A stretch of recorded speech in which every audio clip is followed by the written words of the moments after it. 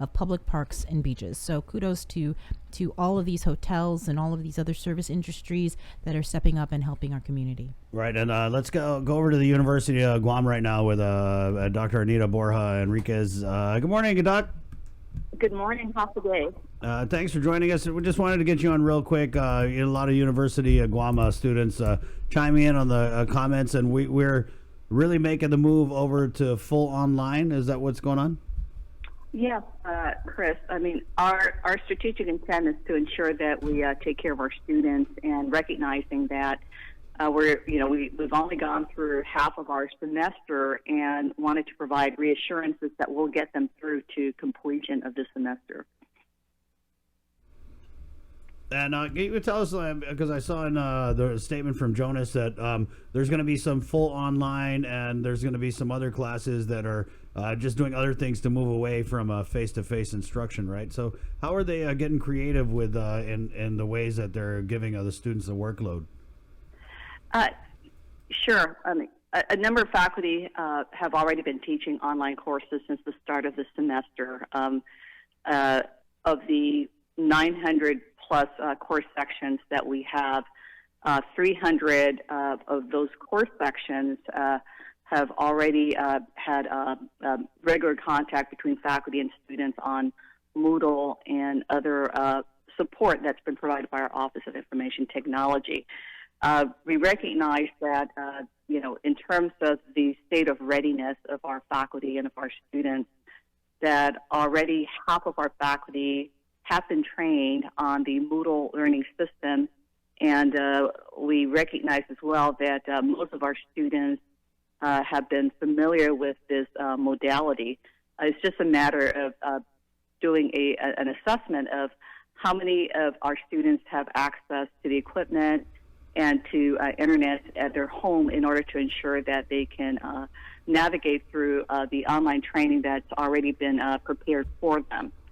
So we've been heartened to see just the amount of commitment and the resiliency of our faculty moving forward. Of course, at varied levels of preparedness, and some have already kicked in since last week. So we're monitoring that. We're providing as much of the technical support from our Telecommunications and Distance Education Office, which is part of the Office of Information Technology.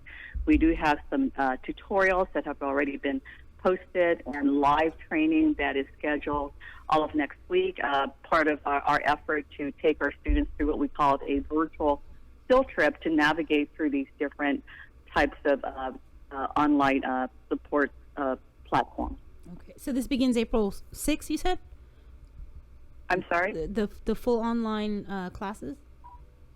Full online classes. Well, we've got a third of our course sections are either fully online or on a hybrid mode. Right. Sorry. So that's about 300. Anita, Okay. let's talk about motivation. How many students are just not feeling it? I mean, I'm sorry, we're going through this social isolation, and people are dragging.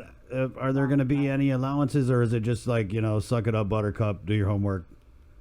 No, there are obviously a lot of anxieties across, all of our households, including our first responders and our nursing faculty who have been activated to support, the crises and our island's needs.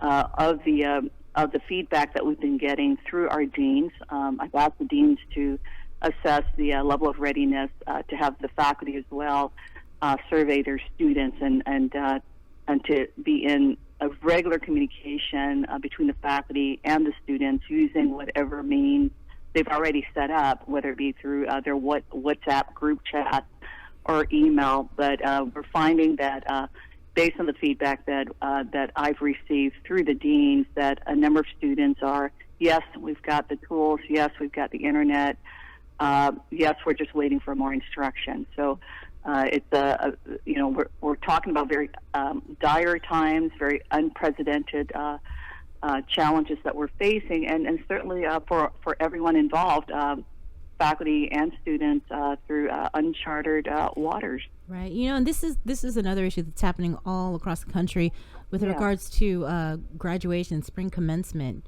Right. What sort of talks are you guys having here at UOG? Our intent is to graduate the students. We're reaching out to all the graduating seniors to give them reassurances. What we did say as well is that they will graduate with the credentials, provided they meet their course and other outstanding requirements for the degree. And the commencement ceremony itself will be postponed, and we're looking at a future day sometime this coming fall, if not mid, then perhaps the latter part of the fall or final sun in 2020 semester. All right. Any other? Oh, no, I did want to ask, was there anything about a quarantine facility at the UOG Fieldhouse? Is there any update on that?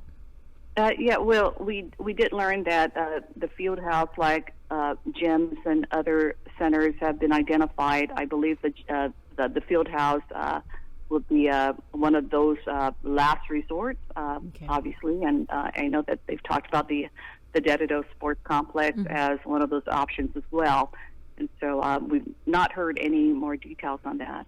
Okay. Any final comments, Anita? Yes, I just want to give assurances to our students. All of our staff, our Enrollment Management Student Success Division are on standby. We've sent out another letter to our students on the 25th.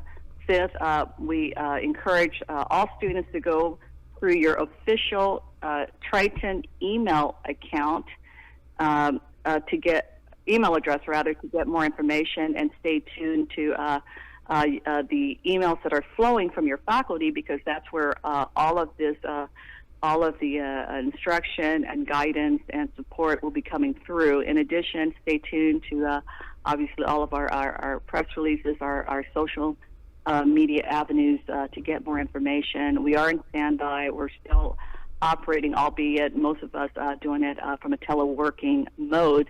But major kudos to our faculty for their commitment. Major kudos to our nursing faculty and Dean Margaret Hattori, our Triton hero, who is our Dean of the School of Health, for all the efforts going into the call centers that we've been supporting, and kudos to all of the UOG personnel as well, providing food to those who are stationed at these call centers throughout the island.